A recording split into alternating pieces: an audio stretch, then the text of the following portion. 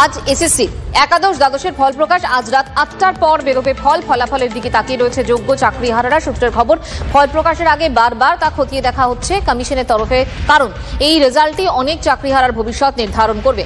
SSC সূত্রে জানা গিয়েছে ৮ জন চাকরি প্রার্থীর নথি বর্তমানে যাচাই করছে কমিশন। এই প্রার্থীরা দাবি করেছেন যে তারা কেন্দ্রীয় বিদ্যালয়ে চুক্তিভিত্তিক শিক্ষক হিসেবে কর্মরত, তাই রাজ্যের চুক্তিভিত্তিক শিক্ষকদের মতোই তাদেরও অভিজ্ঞতার ভিত্তিতে অতিরিক্ত 10 নম্বর দেওয়া হোক। বৃহস্পতিবার সকালে চল থেকে রাজরাজ্য সদনে ওই প্রার্থীদের ডেকে পাঠানো হয় নথি যাচাইয়ের জন্য। কমিশন সূত্রে খবর যে নথি পর্যালোচনার কাজ ইতিমধ্যেই শেষ পর্যায়ে।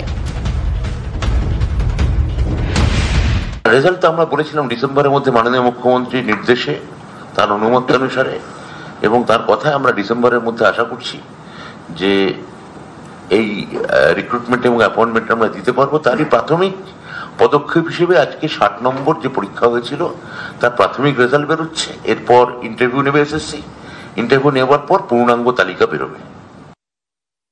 যান একটু সময় যেতে দিন, কিছুদিন দাঁড়ান, আস্তে আস্তে আসবে কে কোথায়, কোন নেতার ভাগ্নে, কোন নেতার ভাইপো চাকরি পেয়েছে। যে রাজ্যে মুখ্যমন্ত্রীর আত্মীয়া চাকরি বাতিলের লিস্টে থাকে সে রাজ্যে ফ্রি অ্যান্ড ফেয়ার সিলেকশন হতে পারে কি?